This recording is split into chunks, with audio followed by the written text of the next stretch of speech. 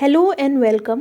Last class में हम लोगों ने advanced history of medieval India by J L. Mehta के 4 चैप्टर्स कंप्लीट कर लिए। आज हम 5th चैप्टर स्टार्ट कर रहे हैं। 5th चैप्टर की हेडिंग है फाउंडेशन ऑफ दिल्ली सल्तनत। दिल्ली सल्तनत की टाइम पीरियड 1206 से 1290 तक की थी। सबसे पहला रूलर जो दिल्ली सल्तनत में हमें पढ़ना है वो है कुतुबुद्दीन ऐबक। और सबसे पहली डायनेस्टी जो हमें पढ़नी है जिसकी इस्टेब्लिशमेंट 1206 में ही हुई थी, that was the slave dynasty. Mohammad Ghori had no male issue to inherit his empire, albeit he had a passion for acquiring Turkish slaves whom he treated with affection and care. He provided opportunities to them to develop their personalities and build their careers. It shows his natural love and sympathies for persons of his own race who had suffered immensely at the hands of the Muslim invaders of Arabic and Persian stocks as well as the infidel Mongols. By purchasing Turkish youth, Muhammad Ghori in fact liberated them from the clutches of others and afforded them royal patronage. In return, he received immense affection and unqualified service from them. Many of these slaves rose to prominence as military generals who earned reputation for courage, fighting skills, and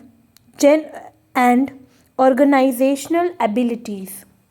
They served their master with loyalty and helped him in expanding the boundary of his empire. They were devoted to the tasks entrusted to them.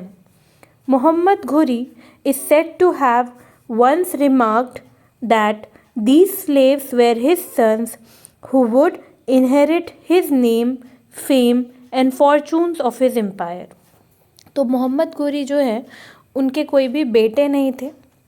उनकी जो है वो उनके Turkish slave हुआ करते थे, मतलब Turkish लोग हुआ करते थे जो उनके ग़ुलाम थे।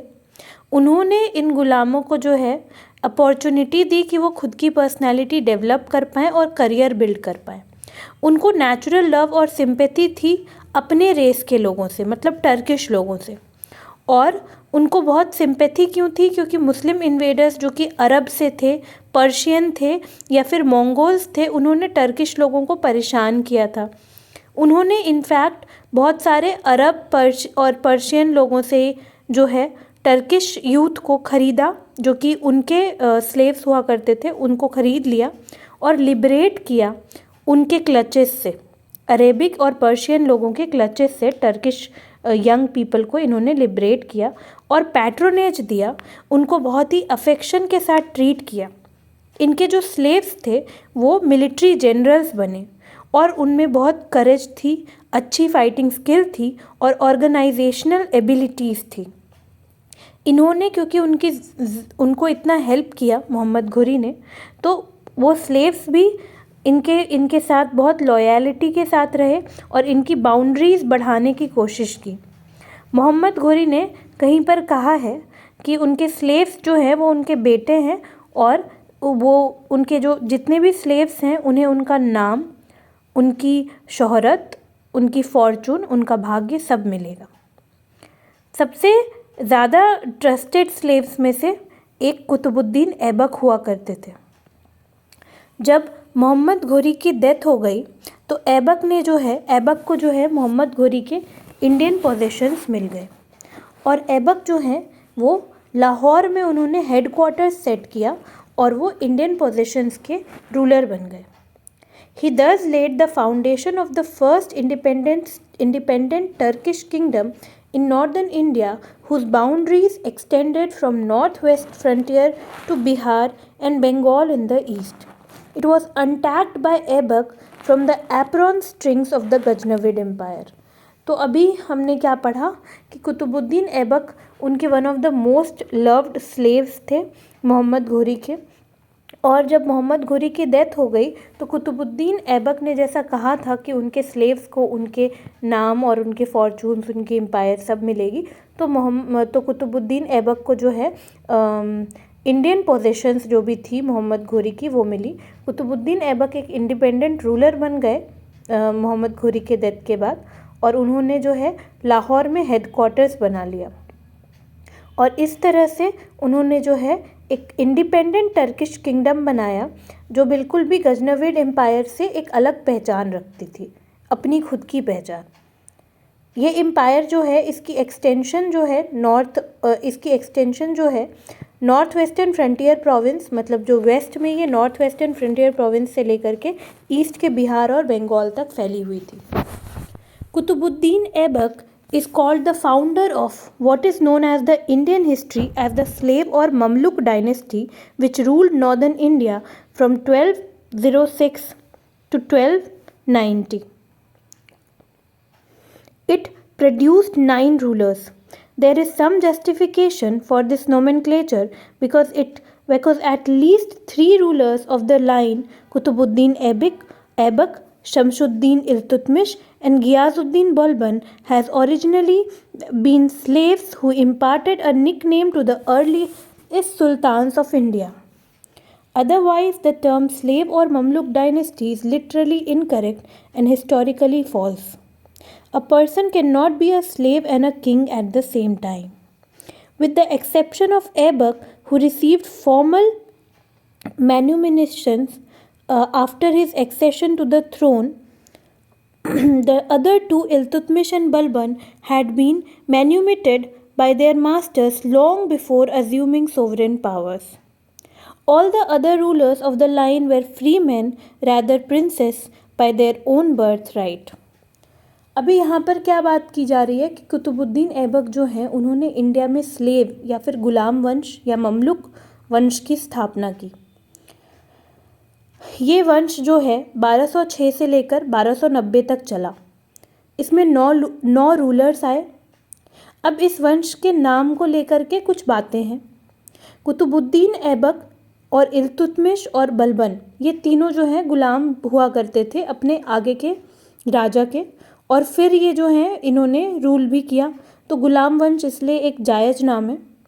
लेकिन बाकी जो रूलर्स थे वो बाय बर्थ क्या थे, प्रिंस हुआ करते थे।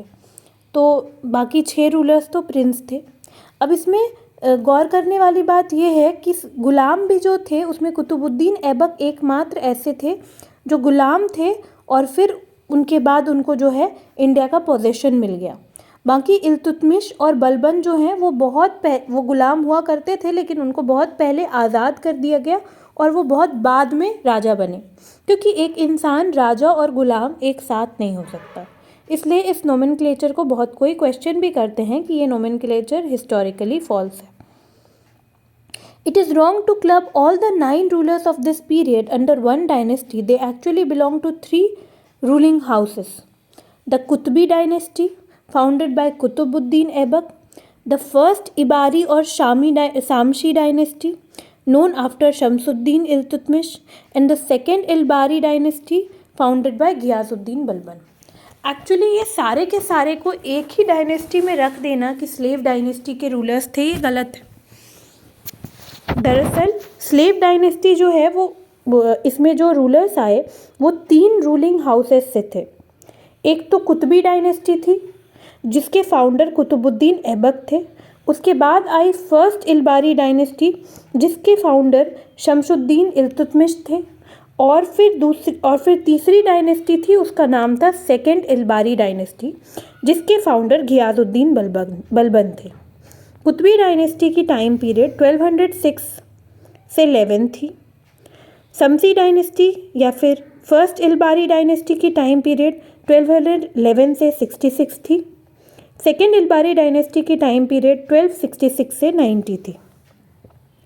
अब हम पढ़ेंगे ऐबक के अर्ली करियर के बारे में। Qutbuddin Aibak was a Turk of the Aibak tribe which in Turkish language means Lord of the Moon. It was so named because of the handsome and attractive feature of its men and women. though Qutbuddin himself was rather ugly in appearance. He was taken prisoner and sold as a slave while yet a boy to a kind-hearted Qazi of Nishapur or Persia. He received education in Islamic theology and learnt horse riding and swordsmanship along with the sons of his master. After the death of the latter, his sons sold him to Muhammad Ghori. Qutbuddin Aibak जो हैं वो Aibak tribe के या ऐबक कबीले के, जो कि Turkish बोलने वाले लोग थे, उनको बिलोंग करते थे। ऐबक का मतलब होता है लॉर्ड ऑफ द मून, मतलब जो चांद पर राज करे। अब ऐसा नाम क्यों पड़ा? क्योंकि ऐबक ट्राइब के जो मेल और फीमेल हुआ करते थे वो काफ़ी खूबसूरत दिखते थे। कुतुबुद्दीन वैसे खुद इतने खूबसूरत नहीं थे अपीयरेंस से, और जब वो बच्चे ही थे तो उनको प्रिजनर बना लिया गया और फिर बाद में एक स्लेव की तरह बेच दिया गया एक काजी को जो निशापुर या फिर पर्सिया के थे। ऐबक को इस काजी ने जो है इस्लामिक थियोलॉजी के बारे में इल्म दी, नॉलेज दिया। साथ साथ ऐबक ने हॉर्स राइडिंग और स्वॉर्ड्समैनशिप मतलब तलवारबाजी भी सीखी। कहाँ से? पर्सिया में जो लोग थे उनके साथ में उन्होंने सीख लिया। पर्सिया में जो काजी थे उनके बच्चों के साथ ऐबक ने भी ये सब सीखा। जब काजी की डेथ हो गई तो काजी के जो बेटे थे उन्होंने ऐबक को मोहम्मद घुरी को बेच दिया। Aibak caught the fancy of the new master because of his martial qualities and intelligence. Very shortly, he was promoted Amir-e-Akhur, the master of the royal stables. He rose to prominence during the Indian campaigns of Muhammad Ghori. After his victory over Prithviraj III, the Chauhan ruler of Delhi and Ajmer in 1192, Muhammad Ghori appointed Aibak as the viceroy of Indian possessions. He set up his military headquarters at Indraprasth near Delhi and extended the dominance of his mastery by continuous warfare against the Rajput chieftains of northern India, an account of which has already been given in the preceding chapter of this book.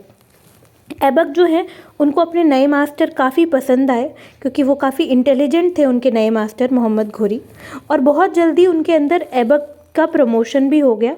वो अमीर-ए-अखुर बन गए, मतलब royal stables के master, मतलब जहाँ पर घोड़े रखे जाते हैं अस्तबल, वहाँ के मास्टर। और फिर धीरे धीरे वो और ज़्यादा आगे बढ़ते गए, उनका प्रमोशन हुआ। 1192 में जब पृथ्वीराज चौहान से लड़ाई हुई तो मोहम्मद घोरी ने जो है ऐबक को वाइस रॉय बना दिया अपने इंडियन पोजेशंस का, मतलब इंडिया में जो भी मोहम्मद घोरी ने ऑक्यूपाई किया था उसके मोहम्मद घोरी के बाद वो ऐबक का था। उन्होंने जो है मिलिट्री हेडक्वार्टर्स बनाया इंद्रप्रस्थ में, दिल्ली के बगल में जो है, और फिर कंटिन्यूस वॉरफेयर वो करते रहे राजपूत चीफ्स के साथ नॉर्दर्न इंडिया के, जिसके बारे में हमने पिछले चैप्टर में पढ़ा हुआ है already. Aibak strengthened his position by entering into matrimonial alliance with other distinguished nobles of Muhammad Ghori. Tajuddin Yeldoj, the leader of all slave officers of Muhammad Ghori, gave his daughter in marriage to Qutbuddin at the bidding of his imperial master. Aibak gave his sister in marriage to Nasiruddin Kuwacha, another slave officer of Muhammad Ghori who held charge of Sindh. Qutbuddin's daughter was married to Iltutmish, one of his own Turkish slave officers. Aibak raised a huge standing army and during the lifetime of Muhammad Ghori established his hold practically over whole of the northern India. यहाँ ऐबक ने अपने power को बढ़ाने के लिए आगे क्या किया? उन्होंने मैट्रिमोनियल अलायंस किए। तो ऐबक ने जो है बाकी जो मोहम्मद घोरी के स्लेव्स हुआ करते थे उनसे दोस्ती बढ़ाई। एक स्लेव का नाम था ताजुद्दीन यल्दोज, जो कि बाकी सारे स्लेव ऑफिसर्स के लीडर हुआ करते थे। ताजुद्दीन यल्दोज की बेटी से ऐबक ने जो है शादी कर ली। मोहम्मद घोरी के कहने पे ताजुद्दीन यल्दोज ने अपनी बेटी कुतुबुद्दीन ऐबक को शादी के लिए दे दी। ऐबक की जो खुद की बहन थी उसकी शादी उन्होंने नासिरुद्दीन कुवाचा से करा दिया, जो कि मोहम्मद घोरी के दूसरे स्लेव ऑफिसर थे। नासिरुद्दीन कुवाचा को बाद में सिंध की चार्ज भी मिली। यही नहीं, कुतुबुद्दीन ऐबक की जो बेटी थी उनकी शादी कुतुबुद्दीन ऐबक ने अपनी ही टर्किश स्लेव यानी कि टर्किश गुलाम के साथ करवा दी। इसका नाम इल्तुतमिश था। इल्तुतमिश से कुतुबुद्दीन ऐबक ने अपनी बेटी की शादी करवा दी। ऐबक जो है उन्होंने एक ह्यूज स्टैंडिंग आर्मी रेज की और मोहम्मद घोरी के ज़िंदा रहते ही उन्होंने प्रैक्टिकली नॉर्दर्न इंडिया पे अपना कंट्रोल जमा लिया। Next in the line is accession to the throne. Aibak throne पर कैसे आए? मोहम्मद घोरी could not name his successor because of his sudden death. His empire was therefore parceled out among the Ghurid nobles and slave officers. More than 3 months after the death of Muhammad Ghori, Qutbuddin Aibak assumed reins of government as an independent ruler at Lahore on June 24, 1206. तो मोहम्मद घोरी की अचानक से death की वजह से मोहम्मद घोरी ने किसी को अपना सक्सेसर या अपना उत्तराधिकारी घोषित नहीं किया। तो जो उनके स्लेव मास्टर थे उनमें जो है स्लेव ऑफिसर्स हुआ करते थे मोहम्मद घोरी के, उनमें जो है उनकी पूरी एम्पायर जो है घुरिड नॉबल्स और स्लेव ऑफिसर्स के बीच में बंट गई। 3 मंथ के बाद, मोहम्मद घोरी के डेथ के 3 महीने बाद, कुतुबुद्दीन ऐबक ने जो है एक इंडिपेंडेंट रूलर खुद को घोषित कर दिया लाहौर का 24 जून 1206 में। He started his reign with the modest titles of Malik and Sip Salhar, which had been conferred upon him by Muhammad Ghori much earlier. He did not strike coins nor got the khutwa read in his name. He did not assume the title of Sultan either. It was because he had not received formal manumission from Muhammad Ghori, and as a shrewd man, he did not want to arouse the jealousies of the Turkish nobility as well as Muslim populace by assuming royal insignia while still technically a slave in the eyes of the Islamic law. तो ऐबक ने जो है अपना career कैसे शुरू किया? तो इन्होंने टाइटल जो है सुल्तान का नहीं लेकर के मालिक या सिपे सलार का टाइटल लिया, जो इनको मोहम्मद घोरी ने बहुत पहले ही दिया हुआ था। इन्होंने अपने नाम के सिक्के भी नहीं छपवाए, ना ही अपने नाम से खुतबा पढ़वाया। जो भी सुल्तान बनते थे वो अपने नाम से खुतबा पढ़वाते थे, तो इन्होंने नहीं पढ़ा। साथ साथ ये जो है अपने पूरे लाइफ में इन्होंने जो है दिखाया कि एक स्लेव ही हैं और फंक्शन कर रहे हैं इस्लामिक लॉ के अंदर। तो ये जो है ये बहुत ही एक श्रूड स्टेप थी ऐबक की तरफ से, और ये ऐसा करके ऐबक ने जो है अपने खिलाफ जलन जो कि टर्किश नोबिलिटी को हो सकता था उससे खुद को बचा लिया। 1208-1209 में Aibak went to Ghazni at the invitation of its people and held it under the occupation for a short while. 1208-9 में ऐबक जो है वो गजनी गए और वहाँ पर जो है वो गजनी को थोड़े समय तक अपने अंदर रखा। It was there that Ghiyazuddin Mahmud, the nephew of legal successor of Muhammad Ghori, who was content with his rule over ancestral principality of Ghur, sent deeds of manumission and investiture to Qutbuddin and conferred upon him the title of Sultan. और इसी समय मोहम्मद घोरी के जो भतीजे हुआ करते थे घियाजुद्दीन महमूद, जो कि लीगल सक्सेसर भी हुआ करते थे, उन्होंने जो है कुतुबुद्दीन ऐबक को सुल्तान की उपाधि दी। अब एक टॉपिक है Aibak as a ruler. Qutbuddin Aibak was a brave, energetic and capable military general. He rendered a yeoman's service to Muhammad Ghori in conquest of northern India and founded the first independent Turkish dynasty. He ruled for 4 years only. During this period, he did not make fresh conquests because his entire attention was devoted to the establishment of law and order and strengthening of his empire of occupation. Qutbuddin Aibak brave थे, energetic थे और एक capable military general थे। इन्होंने जो है मोहम्मद घोरी के जो नॉर्थ इंडिया में पोजीशंस थे वो इनको मिल गए। इन्होंने बस 4 साल तक रूल किया और कोई नए जगह पर आक्रमण करके खुद में नहीं मिलाया, खुद की एम्पायर में नहीं मिलाया। इन्होंने क्या किया, अपना पूरा ध्यान जो है लॉ और ऑर्डर को बनाने में कर दिया, सही से इम्प्लीमेंट करवाने में कर दिया, और अपनी आर्मी को अपनी आर्मी को मजबूत करने में किया. His main objective was to establish separate entity of the infant Turkish state in India, whose existence depended upon military strength and the fixation of its specific frontiers. In order to achieve this objective, he kept himself aloof from the Central Asian politics and offered tough resistance to the ruler of Ghazni and other Turkish nobles, including Tajuddin Yildiz, who preferred their claims of sovereignty over Hindustan. इनका main objective क्या था कि India में जो ये नया नया Turkish state बना है इसको बचाया जाए, और इसको बचाने का एकमात्र तरीका था कि इसको मिलिट्रली बहुत स्ट्रॉन्ग करना था. उन्होंने सेंट्रल एशियन पॉलिटिक्स से ऐबक ने खुद को पूरा अलग कर लिया ताकि इंडिया में जो उनका पोजीशन है वो बच सके.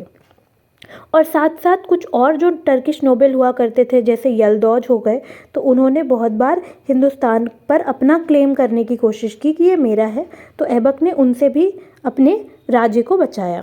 Qutubuddin Aibak established friendly relations with the rival Turkish noble and slave officers of Muhammad Ghori, who held important military cum political assignments in India, and brought them under his subordination through persuasion or force. He avoided clash with Rajput chiefs who were eager to recover their lost territories and regain independence. Soon after the accession to the throne, Chandelas recovered Kalinjar and Pratiharas snatched Gwalior from the hands of Turk.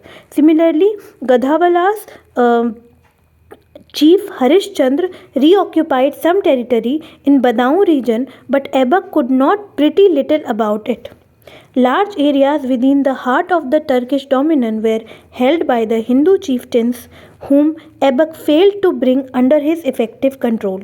His task was only half done when in 1210 he died of sudden fall from horse at Lahore while playing chaugan or polo.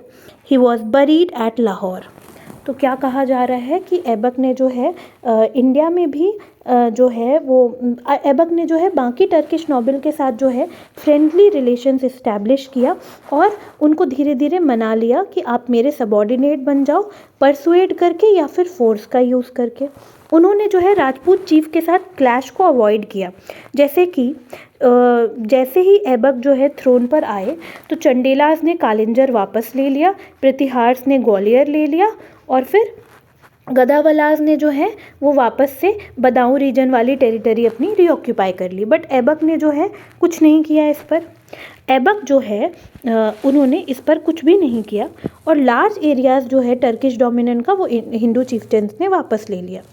Aibak जो है वो उनकी death हो गई, वो बहुत effective control इन पर नहीं कर पाए और 1210 में ऐबक की चौगान खेलते खेलते, पोलो खेलते खेलते घोड़े से गिरकर अचानक से डेथ हो गई. ऐबक को लाहौर में दफनाया गया. Though not a brilliant administrator, Qutbuddin Aibak protected the life and property of his subjects and laid the rudiments of civil administration through the agency of military officers. Local administration was left in the hands of village panchayat and local agencies of the pre-Muslim era. He granted partial civil liberties to the Hindu in return for the payment of jizya and was known as a just monarch among his co-religionists. Aibak एक बहुत अच्छे administrator नहीं थे, पर इन्होंने जो है अपने सब्जेक्ट्स को बचाया, उनके लाइफ और उनकी प्रॉपर्टीज़ को बचाया और जो है एक सिविल एडमिनिस्ट्रेशन लगाया. उन्होंने जो है लोकल एडमिनिस्ट्रेशन जो है जैसे पहले मुस्लिम के आने से पहले विलेज पंचायत के हाथ में था, अभी भी वो विलेज पंचायत के हाथ में था. उन्होंने हिंदूज़ को जजिया पे करने पर सिविल लिबर्टीज़ भी दी और एक अच्छे मोनार्क बन के सामने आए. मतलब इनके रहते हुए दूसरे रिलीजन, दूसरे धर्म को मानने वाले लोगों को भी कोई ख़ास तकलीफ़ नहीं उठानी पड़ी. Qutubuddin Aibak was a man of letters. He possessed high moral character and refined taste. He extended patronage to the learned. Hasan Nizami and Fakhre Mudir dedicated their books to him. Very generous and kind-hearted, Kutubuddin earned the title of Lakhdata or Lakhbaksh because of liberal distribution of money to charity to the poor and needy. He showed some taste of architecture by building two mosques, one at Delhi and other at Ajmer. He laid the foundation of the first of the so-called seven cities of medieval Delhi by constructing buildings in the vicinity of old Rajput fort called Qila-e-Rai Pithora. He started the construction of Qutub Minar, the tallest stone tower in India, after the name of Khwaja Qutubuddin Bhakhtiar Kaki, a famous Sufi saint of his times. It was completed by Iltutmish. Qutubuddin Aibak was succeeded by his inexperienced and incapable son Aram Shah, who ruled at Lahore for about 8 months before being defeated and deposed by Iltutmish. यहाँ पर क्या कहा जा रहा है कि ऐबक जो हैं वो एक मैन ऑफ लेटर्स थे, उनमें उनका मॉरल कैरेक्टर बहुत ही अच्छा था और उनके प्रेफरेंसेस बहुत अच्छे थे। वो पढ़े लिखे लोगों को पैट्रोनेज दिया करते थे। हसन निज़ामी और फ़क्रे मुदीर जो है उन्होंने ऐबक के ऊपर किताबें लिखी है। उन्होंने ऐबक को दरिया दिल बताया है, कहा है कि वो बहुत ही दयालु हुआ करते थे और लाखदाता और लाख बख्श भी कहा है, मतलब एक ऐसा इंसान जो लाखों रुपए जो हैं चैरिटी में डोनेट करे गरीबों को। ऐबक की आर्किटेक्चर में भी अच्छी टेस्ट थी क्योंकि इन्होंने 2 मस्जिद बनाए हैं, एक दिल्ली में और एक अजमेर में। और ऐबक ने जो है वो दिल्ली की जो 7 शहरें थी उसका निर्माण रखा मेडिवल दिल्ली में। और इन्होंने जो है बिल्डिंग्स बनवाया राजपूत फोर्ट के बगल में, किलाए राय पिथौरा के बगल में। और इन्होंने जो है कुतुब मीनार का भी कंस्ट्रक्शन शुरू करवाया, जो कि टॉलेस्ट स्टोन टावर थी इंडिया की, 238 फीट की हाइट है इसकी। और कुतुब मीनार जो है वो इन्होंने अपने ऊपर नहीं, एक सूफ़ी सेंट हुआ करते थे, सूफ़ी संत हुआ करते थे, ख्वाजा कुतुबुद्दीन बख्तियार काकी, इनके नाम पर कुतुब मीनार बनाया गया था। लेकिन क्योंकि बीच में ऐबक की डेथ हो गई थी तो बाद में इसका कंस्ट्रक्शन शुरू ऐबक के समय हुआ और कंप्लीट इल्तुतमिश ने करवाया, जो ऐबक के स्लेव भी हुआ करते थे और सन इन लॉ भी। कुतुबुद्दीन ऐबक के बाद रूल किया आराम शाह ने। ये लाहौर के गवर्नर थे कुतुबुद्दीन ऐबक के समय में। और आराम शाह एक बहुत ही इनकेपेबल रूलर थे, इनमें रूलर वाली क्वालिटी नहीं थी, इसीलिए बाद में इल्तुतमिश ने जो है इनको हरा करके इल्तुतमिश जो है वो खुद सुल्तान बन जाते हैं। This is all about Qutbuddin Aibak in the 5th chapter. Thank you so much for watching. और नेक्स्ट टॉपिक जो हमारा है वो है शामसी और फर्स्ट इलबारी डायनेस्टी, जो कि एक्चुअली में इल्तुतमिश ने सेटअप किया है। ये जो है ये 2nd डायनेस्टी है, जो कि स्लेव डायनेस्टी के अंदर की सब डायनेस्टी है। Thank you so much for watching. Keep watching. Thank you. Bye.